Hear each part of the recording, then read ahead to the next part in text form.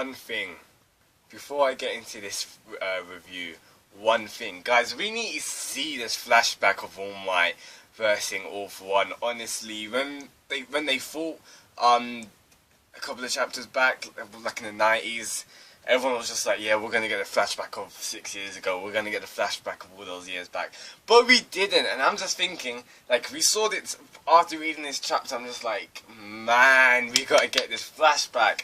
I don't know when, I don't know how long, how far, when we'll see it, but we gotta get it. And I can't wait to see that flashback from all those 6 years ago, seeing Shimura, Master Shimura, you know, helping fight. And I'm just like, yo, that would be madness, guys. Like, honestly, that would be so damn hype. Anyway, guys, let's get straight into this review. So, Shinigami-san made to do a review on Boku no Hero Academia, chapter 116. Now, straight off the bat, I really did like what Horikoshi did at the start of this chapter, and he's doing it again. He used to do, like, at the first, he used to do kind of like title, chapter, what's the word? Chapter covers, you could say. Like a page just dedicated to it. Normally it would have been like to a student, and it would be like a fact file. But I really did like what he did with Bakugou in this chapter, and it was like an indomitable spirit or something like that. And it just looked lit. Like, honestly, the artwork on Bakugou just got me damn hyped. Horikoshi's art is amazing. I love it. Just like his improvement is just madness. Like every chapter is just awesome. So we finally find out the discussion between All Might and All For One, what they wanted to talk about, what All Might wanted to talk about. And basically, All Might obviously wanted answers from Shigaraki. That's what I said last review. That's what I thought last review, and we were correct. But All For One doesn't know. And this is what got me hyped, because in the fight between All For One and All Might, they weren't just fighting. They weren't fighting, you know, fist against fist. It was also ideals against ideals. What they stood for, how they lived their life. That's what they were also clashing about. And at the end of that fight, when All For One was imprisoned, he was saying in his mind, he did a monologue, and he was just like to All Might, "You've lost because you missed the opportunity. You missed the opportunity to die. Therefore, missing the greatest opportunity to teach your students so they can grow," or something like that. It was something like that from the Viz Media translation. Basically, he was saying that in your departure, as a teacher, your departure to that student will fuel their growth through their anger. And he was saying that's the best way.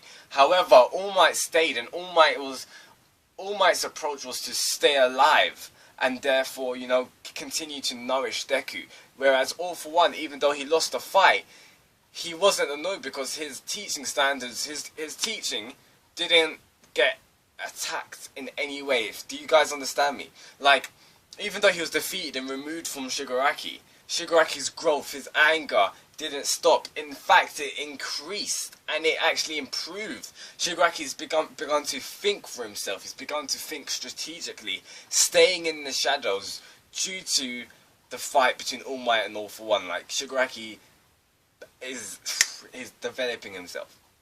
And in this chapter, All Might and All For One, they're discussing, and All For One's just like, he's basically pulling mind games. I love it, because the fact is, he starts off and he's just like, oh, look how bad this is, I'm in such terrible conditions. They called it Tartarus and that. If you guys know Greek mythology, like, yo, that's a cool reference. But, yeah, so he's just like, oh, I'm in such bad conditions. Like, if I want to itch my back, guns will be pointing at me. And he's just like, have sympathy for me, All Might. Like, he's basically having a laugh, pretty much. The fact that in that position, he's just taking the mick, and I just love that. I thought that was hilarious. And he's just such an amazing villain, especially his ideals. And we get a little bit on his ideals. Now, I don't think this is what he truly, this is like 100% like his aims, his drive. But he was basically saying how he had the power to be the king of evil, and he chose to become it. That was it. Now, I kind of like that, because it's not like stereotypical evil. Like, it's not a stereotypical villain, and it's not like, let me use, what's an example? I'm not sure, but it's not like a stereotypical villain where it's just like, I want to take over the world or something like that. He's doing this, for like an ideal. He's not doing it just because he has the power, if you see what I mean. And I thought that was important, because it's really interesting in a heroic series with heroes and villains to put so much depth into it that Horikoshi does, because it's so easy for a series that is just heroes and villains to become so basic or so lackluster, especially in character development and just the themes. So I really do like what Horikoshi does through All Might and All for One, and I feel like Horikoshi really is like defying shonen tropes in this chapter, and All Might's just like, Shigaraki will not kill me. Oh, it's the camera. When I feel like, yeah, basically, I feel like All Might really is defying shonen tropes. When he's just like, I will not be defeated by Shigaraki, I will not die. And it puts a question into my mind, and maybe it does into the readers. Do you think that's true? Like, do you guys genuinely think that's true if All Might is not going to be defeated by Shigaraki, if All Might is not going to be, like, killed? Sorry about that, let me just put this camera in a better position, make it a bit more stable. Yeah, let's leave it at that. So, do you guys think that? Because I'm puzzled, I really am. This camera is really bugging me. Oh gosh, we're going on a there we go. Better. Alright guys, apologies about that. Let's get straight back into it. Now, what I said is, do you guys truly think All Might is going to stay alive? Now, obviously, you guys may be thinking, well, Sam, did you not just read this chapter? Literally, Horikoshi literally wrote All Might to say, I will not die. But maybe Horikoshi is doing something a bit different. And now, bear with me, this is just me, different interpretation right now. This is me just putting my thinking caps on. But Horikoshi throughout this series has kind of put us in a loop. At first we thought All Might was going to die, then he didn't, and then when he didn't, after the fight between him and All for One, we were like, okay, All Might is going to be alive. But Horikoshi began to highlight his weakness, highlight his vulnerability, his powerlessness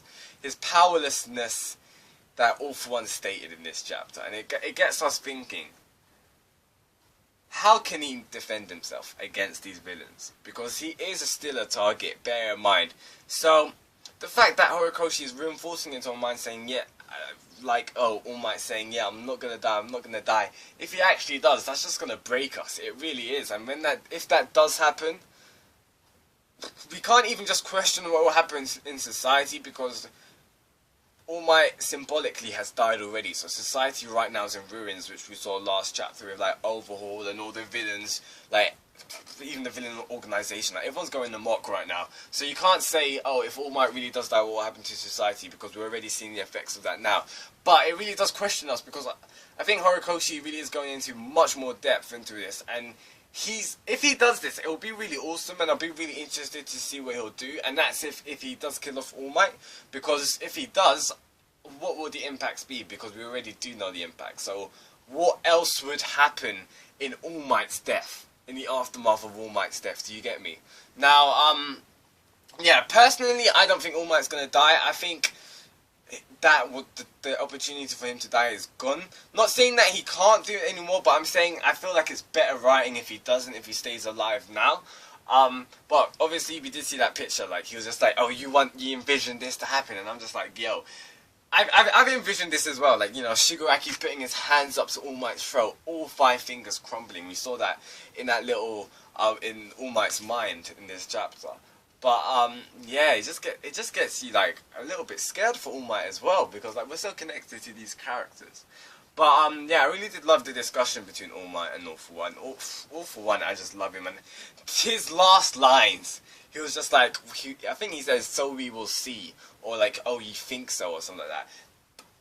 And that was obviously in reply to All Might saying, oh, you'll spend the rest of your days in it. So I do think All for One is going to break out, and I do think if All for One breaks out, I think Stain will come out as well, just because, why would Horikoshi show Stain in prison if you weren't going to bring him back out? Like, I do know a lot of fans are thinking there will be a prison breakout coming soon. Maybe they will be so.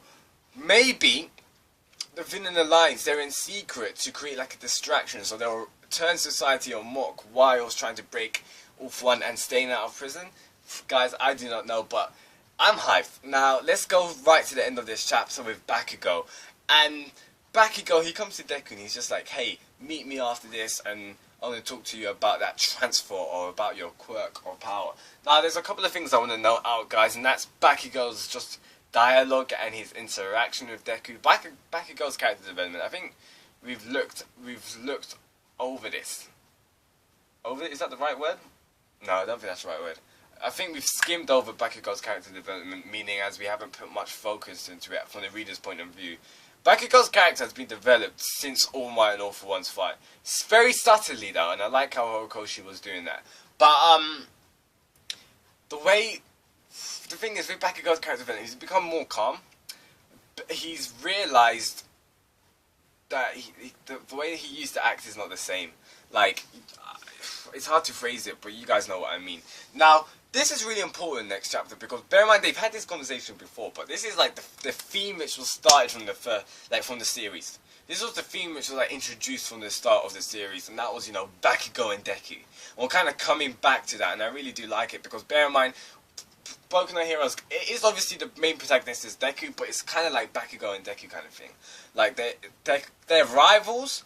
But they're also like near to equals in their growth and how they're on their journey to become two heroes. Basically, everyone in Class 1A, they're all on the same journey. But the HORIKOSHI, I do like how HORIKOSHI's kind of bringing it back to the start where how it was with Bakugo and Deku. And it's going to be some changes. The way Bakugo acts, Bakugo's not as a bully as much as he was. So I'm really interested into what he wants to say next chapter because he can't say what he said last time, otherwise it'll just be like recycled.